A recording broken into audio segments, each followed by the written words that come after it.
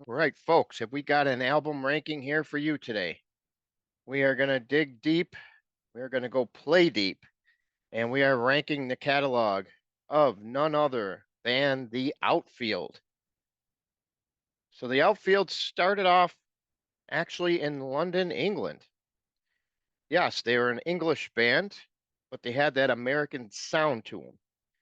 So even though they had a huge success when they first hit the airwaves in the USA, they never quite reached anything in their homeland. The three members obviously were John Spinks, the guitar player, vocals, bass player Tony Lewis, and Alan Jackman on drums. They all played in a late 70s band called Sirius B. And that was about the time when punk was just kind of breaking out in the late 70s. So they felt that their music couldn't compete with that. So they broke up. They got back together a few years later down the road under the name of the Baseball Boys, which is that's what they were going by at the time. Basically, it was just kind of like a running gag from they got from the Warriors, the movie. So later they changed it to the Outfield, and the rest, as they say, is history. So we're going to take you through ranking the 8 studio albums. They got kind of a unique situation here with their albums, but we will go over that as we rank them here. So let's dig right in. We're going to start off with 8 albums. My number 8 is going to be the 2004 release Anytime Now. And this is exactly what we're talking about when they say a weird catalog situation. So they released an album in 2004, basically through their fan club, and it was only available online. So what they did was in 2006 they actually released the actual CD on Sidewinder Records, and that album was produced by guitarist John Spinks. The drums on this album looks like they were handled by a guy named Jeffrey Gish, who's credited on the drums. Um, this album definitely came out, right around that time after the 2000s just kind of broke in, and it was their first album in the new millennium. Obviously, it didn't chart, and listening to the album now, it's not a bad album. Just isn't as good as the rest of them. I would say "Photograph" is the best song on the album, and as far as honorable mentions, I would give a recommendation to listen to. That would be "Wasted," "There She Goes," and "This Love Affair." So Anytime Now is definitely the weakest link to the catalog, and that's what we got for number 8. Moving on to number 7, the 1999 release, Extra Innings, which is kind of like a compilation in a way because it combined the fan club really only release of It Ain't Over, which you could only get through the fan club, so a lot of people didn't have that, and it also featured some new recordings. So they kind of took the two, merged the new recordings with It Ain't Over, and came up with this Extra Innings. It featured Simon Dawson on drums.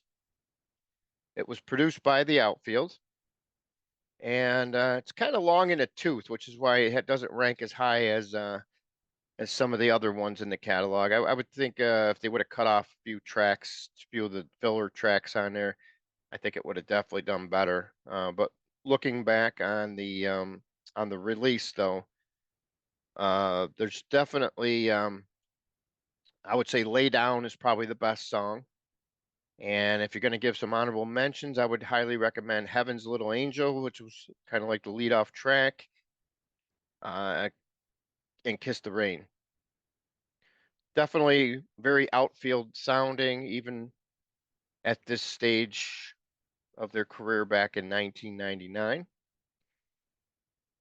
And that's number 7, Extra Innings. Going to get into the top 6 here. This is pretty much This is where the albums really start to get but much better here. We're going to talk about the number 6 release is going to be the final Outfield studio album, and that is none other than the 2011 release Replay.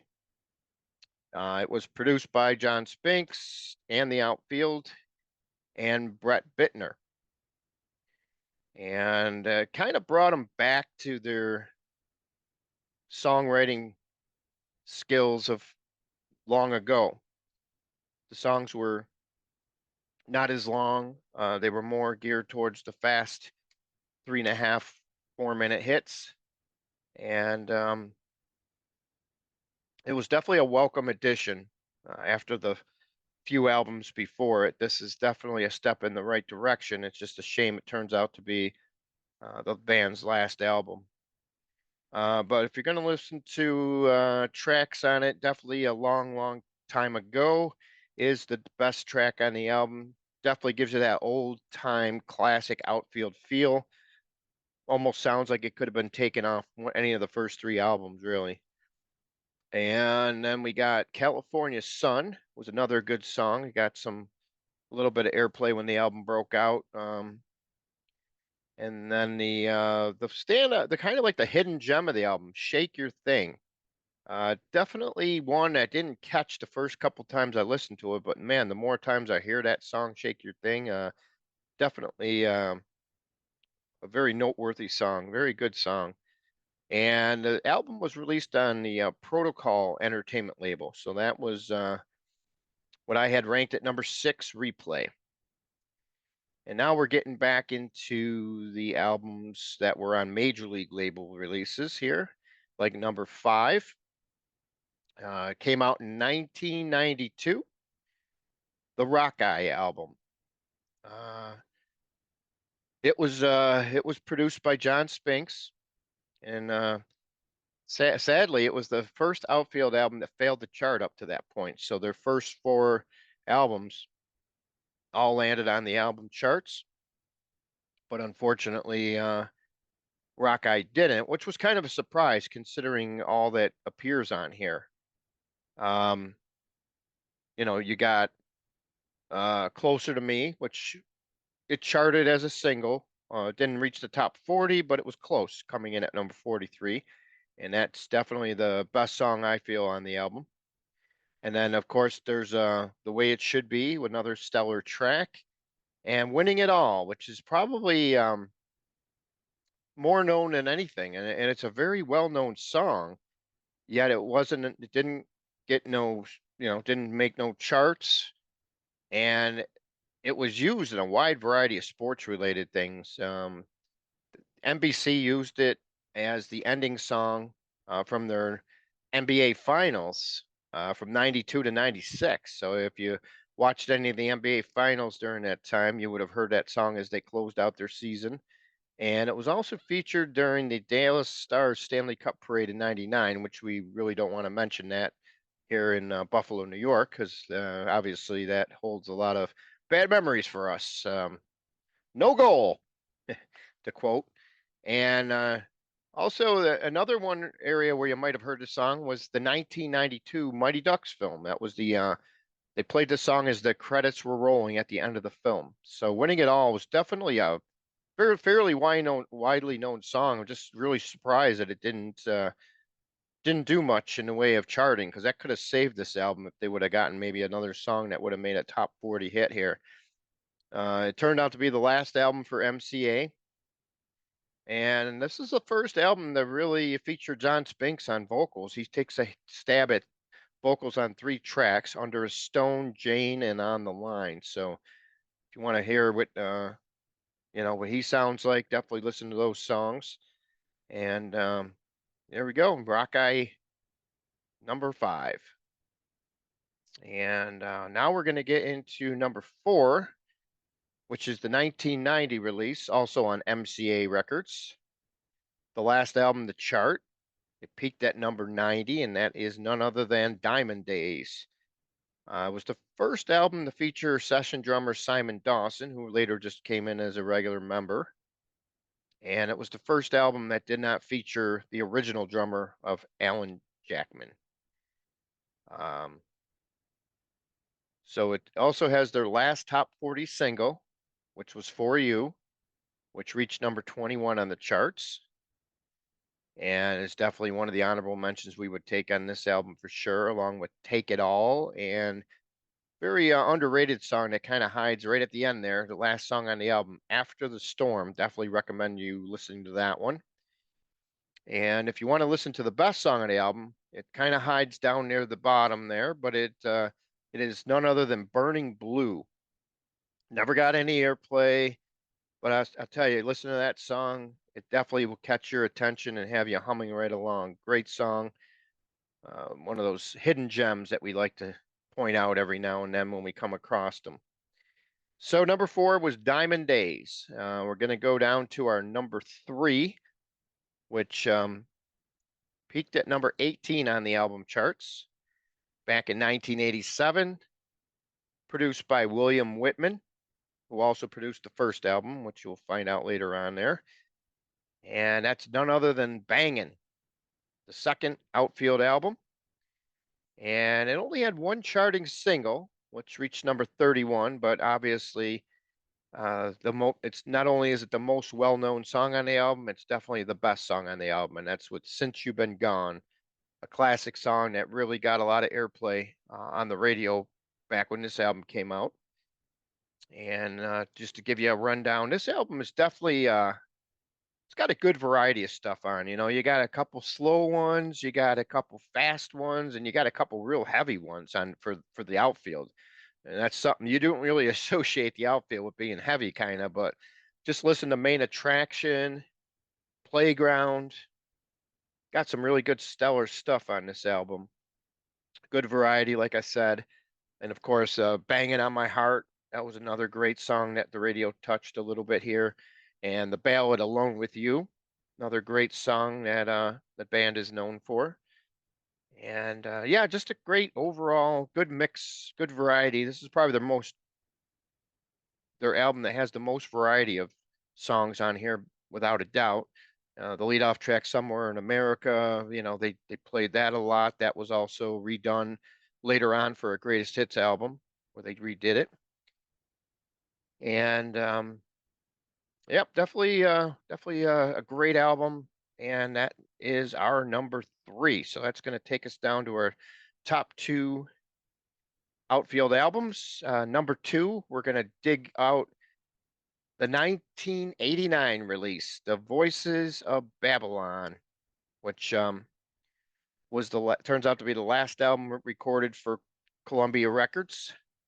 It peaked at number 53, and it was a three-headed monster produced it, and that's none other than once again Mr. John Spinks, David Kahn, and David Leonard, and those guys had a hand in that album, all producing it.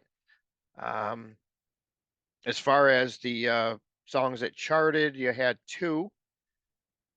One top 40, that was none other than the title track, Voices of Babylon, popping in at number 25 on the charts. And My Paradise, which everybody always thought that was going to be the gem of the album. It's definitely my favorite track on the album. But it seems like the record company really dropped the ball on promoting this one, because that song should have been easy top 25 song. Great song. You know, they were still playing that one right to the end whenever they toured. My Paradise, a great classic song. Seemed like on this album they kind of went more towards trying to craft the perfect pop songs. There's a lot of songs on here that a lot of slower material. You got the stellar tracks Shelter Me and Inside Your Skin, which both give you that ballad type style. And Tony Lewis does a great job singing those songs. Definitely the highlight for me on the album, those 2 songs that he sings. Very moving songs. And then of course you got uh Making Up, which is a more of a rocker, Taken by Surprise. The Night Ain't Over, that's another classic Outfield song. So you definitely, it seemed like with this album, every single song, there's not really a throwaway track on this album. You can you don't skip one on it at all. It's only got 10 songs on it, but it seems like you just play that album all the way through, and it's one of those. Just that's why it beat out Bangin' just by a little bit. It's just a little bit more solid of an album, and that's why we got it cranked in at number 2. And what could be said about number 1? 1985's Play Deep. It's the album everybody knows. It's the album everybody loves. It's went double platinum. Um, Reached number 9 on the charts, so it's the highest charting album in the band's career. Produced by William Whitman, who also produced Bangin'. He only produced those 2 albums, but those are the 2 highest charting albums by the band. Um, Obviously, the highest charting song by the band appears on this album. That's none other than Your Love, which some people associate it as a one-hit wonder, which sadly enough it isn't. They had a lot of hits. They had about 4 top 25 hits, and obviously another one appears on this album, and that's an honorable mention. All the Love in the World, great song. Also, Every Time You Cry was another single that reached number 66. So this album had a lot going for it. The first track, the opening track, Say It Isn't So, got a lot of airplay, but for some reason just didn't really go over as a single. It was the first single actually released from the album. So I actually got that one tied with Your Love is my favorite 2 songs on the album. And the honorable mentions were Every Time You Cry, All the Love. And if you want to go ahead and give it some more, I Don't Need Her, Nervous Alibi, great way to close out the album. A great song.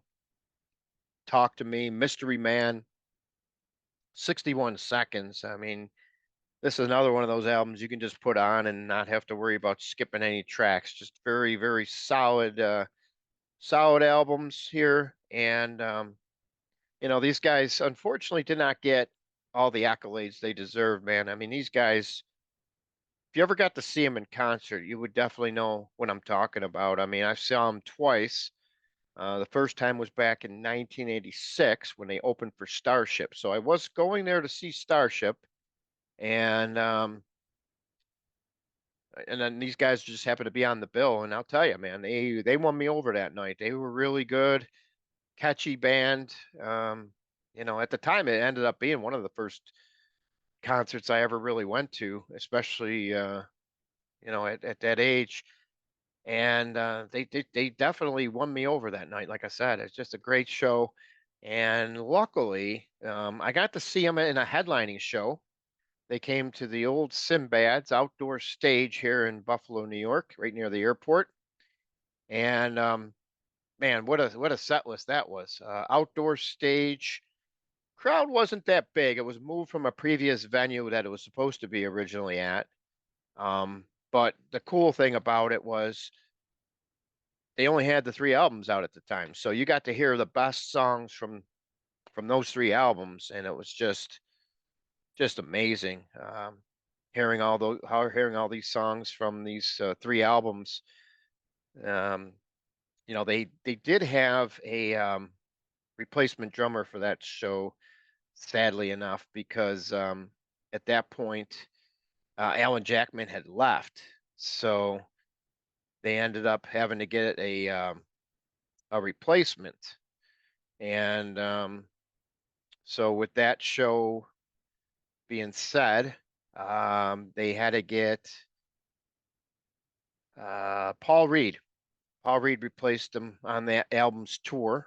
He was just a replacement, so they used him for that. And then after that, later on, the next time they recorded their next album, they got Simon Dawson, who ended up staying with the band for like 10 years. So, um, and yeah, definitely, if you're gonna pick an album cover that stands out as maybe the band's best album cover, I'd say Bangin' is pretty cool, and Play Deep. The first 2 album covers are definitely the best 2 in my book. Um, these guys were definitely very, very underrated, and it's just a shame they never really got their just due. I mean, at least they had a platinum album, some top 40 hits, and anybody who got to see the band even later on really really appreciate them. That they're definitely one of these bands that no matter how many people they were playing in front of, they definitely gave it their all. And that's what more can you ask for? You know, back in those days, the late or the early 2000s, they did some tours where they played a lot of smaller places as a headlining band. So they never really got to catch on to any tours later on in their career, which might have helped them, get a bigger audience, get some more fans. But the headlining shows drew, the people who were familiar with them, and that's basically what it boils down to. And as we end this video, I'd like to say, obviously, we're saddened that we're not going to be able to see any more music from this band. I remember I interviewed Tony Lewis a few years before he passed on, and he said everything that's been out there is pretty much all that they have. So everything that was out there was something that John Spinks wanted out there for the fans to have. They did put a lot of stuff out on the website, um, that you could download and everything. So there's a lot of stuff you can go back and dig up through on this band. Definitely check out their website because they still keep up to date on that, and it's definitely one of those good things to look at if you want to know more about the band. And that's theoutfield.com. Check that out. And there's a lot of stuff on there, like I said, videos and music and all kinds of good stuff that you guys can check out. And you can always check out the stuff on YouTube. And if you're looking to try to catch up on the discography, especially the later albums, those are getting very hard to find. And if you find them, you're going to pay a pretty penny, even on eBay and any other places that might have it. So definitely, just to give that heads up. But obviously, the first three albums are definitely out there and available to get pretty easily and uh, reasonable. With the Columbia releases, the MCA ones might be a little bit more harder to find, but definitely anytime now in replay, you look online, you're paying close to $100 for a CD, which is highway robbery. But if you really want to complete your collection, sometimes you got to do what you got to do. All right, so that is ranking the outfield. We're going to give you the rundown real quick one more time here, as far as the our ranking of the catalog, real quick. So real fast, number 8, Anytime Now. Number 7, Extra Innings. Number 6, Replay. Number 5, we got Rockeye. Number 4, Diamond Days. Number 3, Bangin. Number 2, Voices of Babylon. And number 1, Lady. Hope you've enjoyed this episode, and stay tuned for more episodes on a lot of bands that you might not see rankings online or anything here. We're going to try to bring you the best of the bands who might not have as many rankings or anything. So please subscribe. You never know what might pop up on our channel here. We got some interviews. We got some show reviews we do. They called the after show. And, I bring in a lot of my guests. I got Tom Jennings, David Hens. We got Davey Cretin and Chris Keebzak and a whole mess of other friends that come aboard and do these rankings with us. So definitely subscribe and, let us know how we're doing and give us your opinions. We love to see what you guys might think about the rankings as far as what you rank. How would you rank these bands and their albums, especially the smaller catalogs? Doesn't take too much to go through and list your top 5, even if you don't want to list them all, or list your favorite and say which one's your least favorite. You can even either do it that way as well. So don't be a stranger. Make sure you comment, subscribe, and we'll be looking forward to seeing you on our next episode. Thank you.